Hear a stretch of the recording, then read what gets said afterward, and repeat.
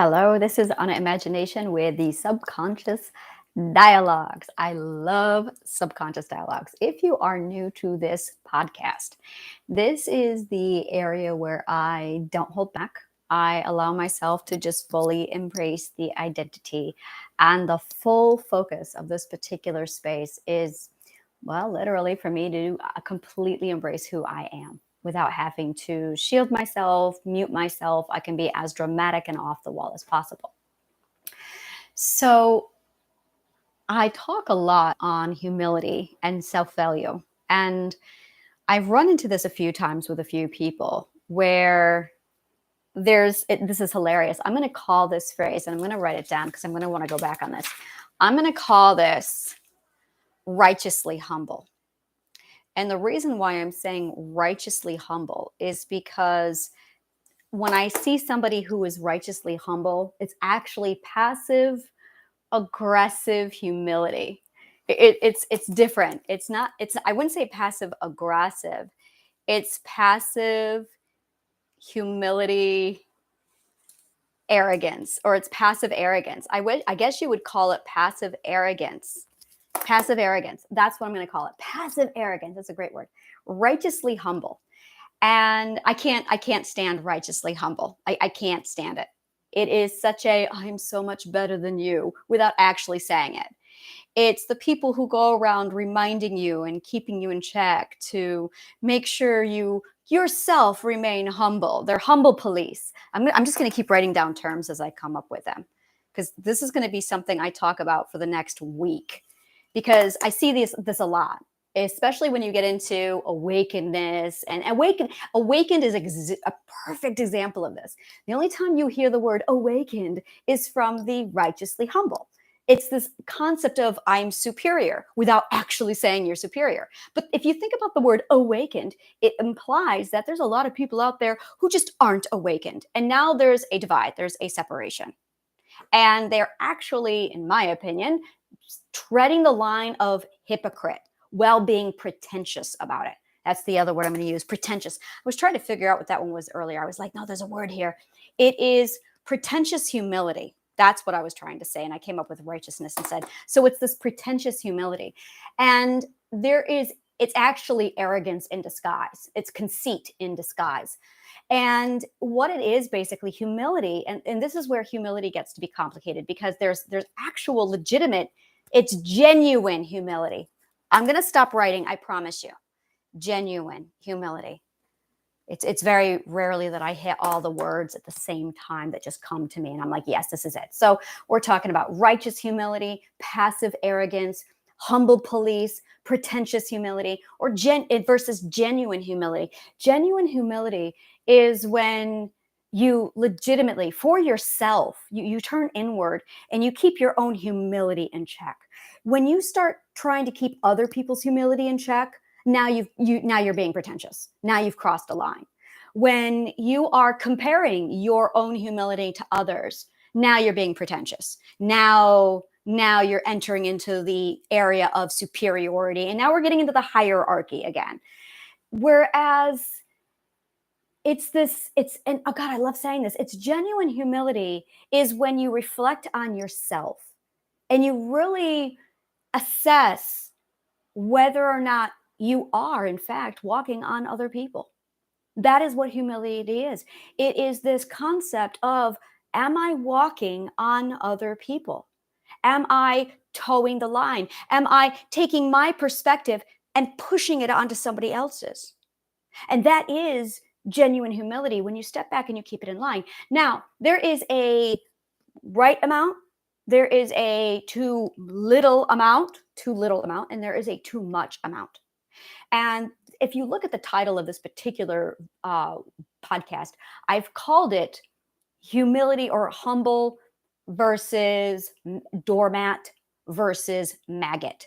And the reason why is because I'm talking about that spectrum of humility.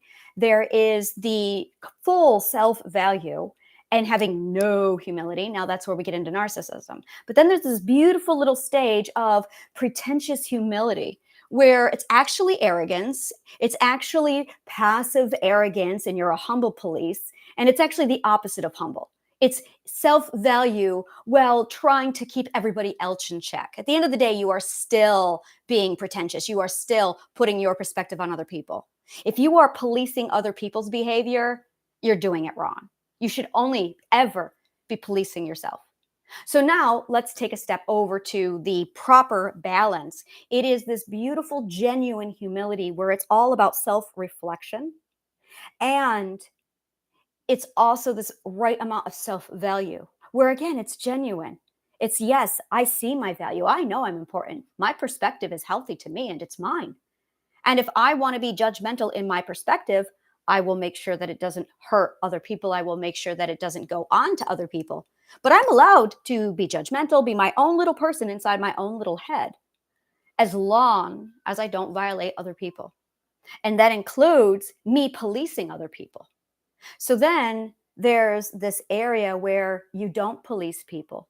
You truly do look inward and you are genuine humility.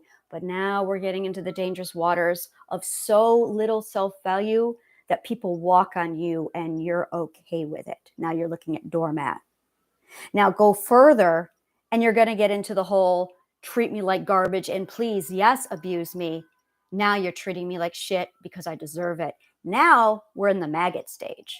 So when you look at the spectrum of humility to self value, and then that fine, gorgeous, genuine humility section in that dead center where it's neutralized, what you range from is that maggot, I'm not worthy, into this I'm a doormat, and that's what it's going to take to make sure, like, I am so terrified of harming other people's perspectives that I'm going to allow myself to be a doormat. And then there's that stage of you're at that humility part and things are going pretty good for you, but you just need that tip over with that self-value that puts you into that perfect balance stage. And then from there you get into that pretentious humility where you're going to police everybody else and you're going to use passive arrogance with your, well, with your pretentious humility. And then we cross over into narcissism. And we see this a lot from the sixes. We see this a lot from stage six perspective, where they basically lord themselves over and they police other people on their ethics and their arrogance, and that really tips the balance off of the humility scale. So it's really, really important that when you are exercising humility, that you understand that there's three types of humility. And actually, this is all a spectrum. Humility is actually that beautiful being humble, is actually that center sweet spot. That's being humble. When you get over to this, it's not humble, it's pretentious. And then over here, and if you're being the humble police, you're being pretentious. That's it. There's just, because if you were truly humble, you would only look inward. And the mastered Buddhist sits in this space. This is the Buddhist space. This is absolutely it. And then over here, you have that now I'm going to be worthless. This isn't humility anymore. It is an extreme form of the same emotion, but it's so unchecked that it becomes a new emotion. And the emotion here is self-worthiness. You lack full self-worthiness. Now you're getting into self-loathing. Now you're so caught up with your own failure or self-worth that you turn on yourself and you become your own enemy. So here is where these people attack you, or you do the attacking. And then here is where you are the victim and they attack you. And these people love to attack on these people because these people are going, yes, please beat me. I deserve it. I'm worthless. And these people are getting their ego stroked because they have the ability to beat these people. And these people are just thrilled to get that kind of punishment because they have some serious self-value problems. Now, in the meantime, there's these people right in that dead center in that nice cozy spot where they observe quietly, they make note to themselves, and they keep it to themselves. And if a student approaches to learn, that is when you have the invitation to open up and teach. But if you decide to start teaching without the invitation, that puts you up here in these people. See how that works? So, genuine humility is the right balance of observation, silence, inward searching only, keeping your own perspective and opinion in check, not insisting it go on other people, as well as your right balance of humbleness and Actually, I think humbleness and humility would actually be the two different. I have to look in the dictionary to see if they're different, because now I'm really curious. I'm not going to wait. I'm going to do it now. I want to know if humbleness and humility are the same thing. So let's check this out. Humble versus humility. They're not the same thing. That I know they're not. Now that I know words. Humbleness and humility both refer to the quality of being modest. C.S. Lewis says humility is not thinking less of yourself, but thinking of yourself less. While humbleness can also mean the state of being or feeling low in rank, as in the humbleness of his upbringing accustomed him to living simply. Humility only refers to having a modest opinion of one's self. There you go. Now, I also want to throw in here that with humbleness, let me think here.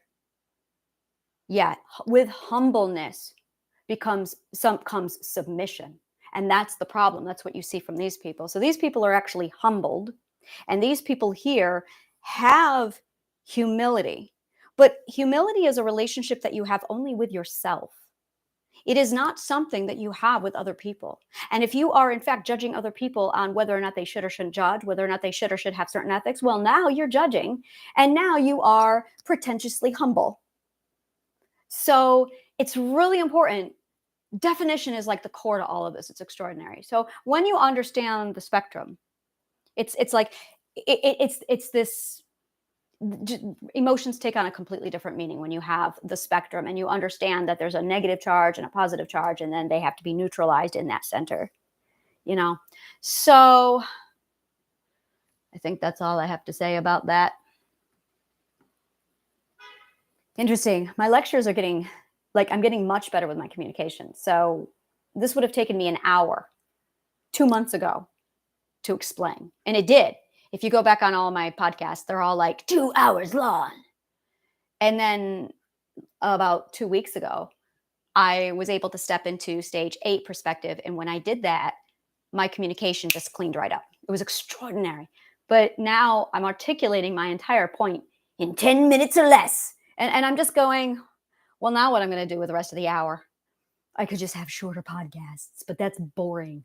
So I'm going to shut this down, and then I'm going to think about something else to talk about, because I'm really upset now that I covered all of that in 12 minutes.